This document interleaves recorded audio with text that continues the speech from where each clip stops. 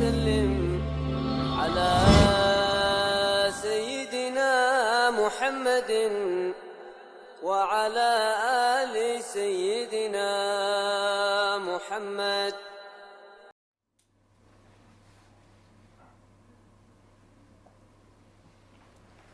The month of Ramadan is a month of cultivation. It's an opportunity to redress something deeper within ourselves, to look deeper into our purpose. What are we doing? Where are we going? When there are you going to? When then are you going? Where are you going to? Where are you heading? And Ramadan is an opportunity. It doesn't necessarily slow things down, but affords us the insight to focus. And taqwa, the meaning of taqwa is related to a fortifying or a protection. And there are degrees of taqwa. Some of them would use the imagery of cloaks. You can have various cloaks of taqwa, garments of taqwa. Just as you have, if somebody goes out into the cold, that when they go out into the cold, if you go out in a t-shirt, it's only going to protect you so much from the elements. And then if you wrap up a bit warmer, you wear a jumper, you're going to be slightly better protected. You wear a jacket, you're going to be even more protected. Those degrees or layers of taqwa are to really affect or prevent a person from any harm, any instability, any imbalance, any disharmony, and get into that core. If a person gets too cold, they get hypothermia. And it's very difficult to then put a person back into a state of balance. So this spiritual season is an opportunity to warm up those faculties, to reactivate those faculties. And now we're in the last 10 days. The last 10 days. And the last 10 days are not the same as the first 20 days. The first 10 days of Ramadan are not the same as the next 10, and they're not the same as the last 10. Because Allah subhanahu wa ta'ala, He places blessing in different things, in people, in places and in times. And Ramadan is a sacred time, where there are things in the metaphysics of the universe which they're opened up. There's barakah placed in those times. Barakah can mean an increase. And within the last 10 nights, typically this is where people would veer towards the understanding that something takes place, a very particular expression of barakah on a particular night. But that particular night has not been disclosed, it's not been specifically, we've not been made aware of it. For a wisdom. Some of the scholars, they said that it could happen any time during Ramadan. Some of them said any time in the year. Some of them said more specifically any time during Ramadan, and particularly, as we know from the narrations, towards in the last 10 days. And then particularly the odd nights, meaning the 21st, the 23rd, the 25th, 27th, and the 29th. Some people, they kind of, it's part of our conditioning. Like, no, I want to make it this day. I'm going to mark it in my calendar. So things pop up on people's phones. Tonight is that special night. But the nature of the night, some of them say it could even shift. It doesn't have to be on the same night every year. And the Prophet ﷺ taught us to look into these openings of blessing, not just with in a measured, calculating, with the faculty we've been given to measure and calculate, but rather deeper and more spiritual understandings. There are certain ayat and alamat, there are signs, the nature of the dawn, the nature of the night, sometimes being more intuitive to one's feeling, how you actually feel, being more acquainted with one's kind of spiritual, deeper emotions. But this is a night which is a reality, it's mentioned in the Quran. And Allah subhanahu wa ta'ala refers to it as Laylatul Qadr. And Qadr has different meanings. It can mean kind of that which has an extolled and lofty status. So if a person is a person of Qadr, it's a person who is extolled and revered. So it's an important night, it's an extolled night, a revered night. Qadr can also mean it can also mean decree. And when these things are measured out, as we know, as Allah subhanahu wa ta'ala informs us in the Quran, Laylatul Qadri khayrun min alfi shahr.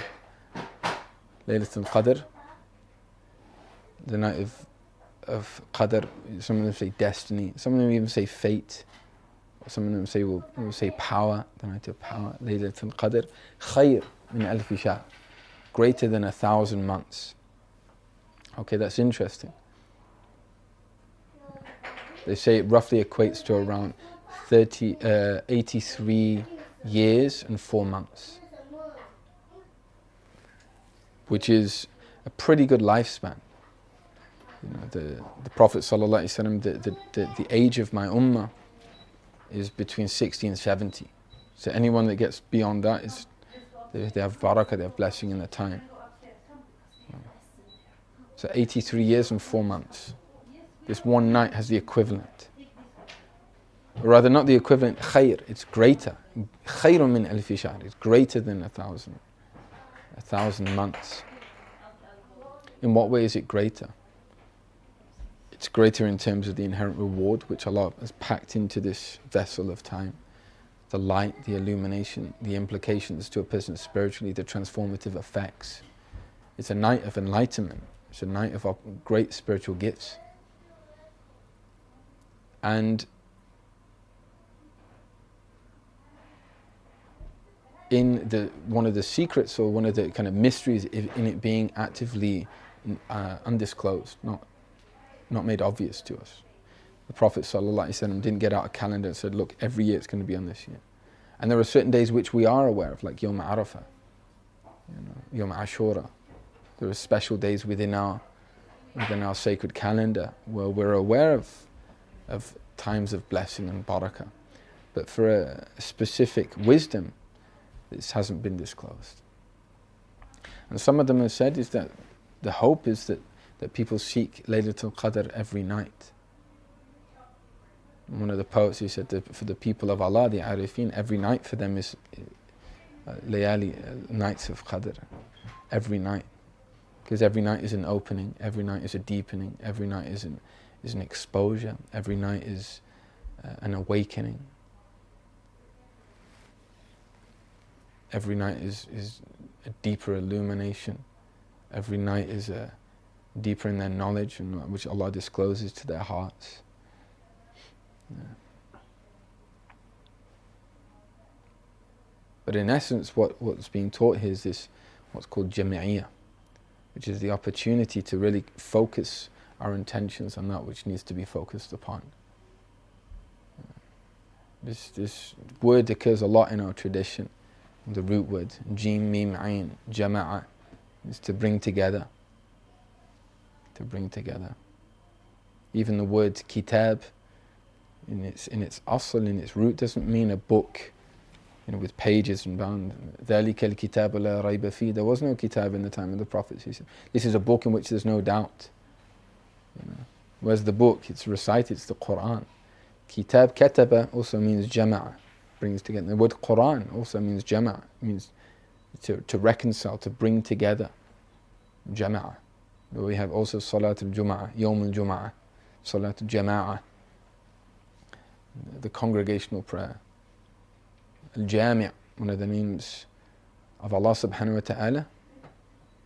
Innaka jami'un nas liyawmin la rayba fi. You are the one that gathers people together on the day in which there's no doubt. It's also one of the names of the Prophet sallallahu alaihi wasallam. An-Nabi al-Jami' sallallahu alaihi wasallam, al-Jami' that gathered everyone together, irrespective of their heritage, their origins, their mindset, their customs, their tongues. He was the one that gathered them, and through them, through him, they were all gathered. Sallallahu alaihi wasallam. And Ramadan is really a month of Jami'iyah, learning what it means to be focused, to not hemorrhage, which I mean to just spread out in all different directions. And the intensity of Ramadan, as we feel the heat is kind of turned up. And towards, physically the first few days when a person starts to fast, You can feel different things happening to your body physiologically. There are going to be physiological changes which will affect your mental state to any greater or lesser degree, particularly if people aren't used to or accustomed to fasting. And because we've become a lot more aware of what we're being irritable by virtue of just a mere lack of glucose or caffeine reduction, that we become a lot more aware of what is actually my character, what am I actually doing, what am I actually like. Ramadan is an opportunity to look into the mirror. And then when all of those things, ultimately, which are distractions, we become less distracted by ourselves, then what starts to happen is that light of taqwa starts to open up. The Prophet ﷺ described the first part of Ramadan, أَوَّلُهُ رَحْمَةٌ. No doubt there's an inherent sir, there's a deep mystery in it being rahmah. Why isn't the middle bit rahmah? It's all rahmah, it's all divine compassion. But why those first 10 days? And then وَأَوْسَطُهُ مَغْفِرَةٌ. And the mid part, the mid phase, the transition, is maghfirah. And the last part of it is complete expediation from the fire. And all of those transitions will have an effect on the human soul. Particularly the last 10 nights, as we know, we have this, the Prophet ﷺ, he would literally, as they say, he would tie his belt, take it up a notch to really get to business. In English we say, you roll your sleeves up. It's an expression which we mean, it means that you get to work. This is the nature and what's expected from us. This is what our Prophet ﷺ would do. And he would really engage, and he was always engaged sallallahu alaihi wasallam. There was never a time other than he was in complete focus and complete devotion to Allah. But this is one of the most special times of the entire year. And it's a time where a person can excel spiritually. It's a time when a person can ascend spiritually. And it's a time when a person, have this jam'iyyah, this real focus, determination, which is related, not a dry focus, it's not just attaining something worldly and outwardly, it's having one's heart reconciled and focused and not splintering, but directed to Allah subhanahu wa ta'ala in order to receive. It's like a satellite, If it's just facing down or you bury it underground, it's probably not going to be that effective. But if you notice, the satellite has to move in order to receive certain signals. And the heart, because of its nature and its complexity and its beauty, has to move in order to receive, has to be moved. Ramadan is there to shake things up. Our Sheikh would often say, so how's your state now in the last 10 nights? As the shahr is coming to a closure. The last 10 nights, the people of Tareem, they bid farewell to Ramadan. Mawadda ya Ramadan. They bid farewell to it. They sing qasidas. Because just in the beginning, they received it like a guest, like a welcome guest. Marhaban bika ya Ramadan. Welcome, O Ramadan. Similarly, towards the end, they're sad that it's going. So what state are we in its departure? We may be a bit pleased, a bit happy, maybe we can get back to some midday fika. Or was it a different Ramadan to maybe previous Ramadans? Yeah. And every moment in Ramadan, right until that last moment of the entry of the sunset prayer, the Maghrib, right until that time, and every moment in Ramadan is giving of its blessings.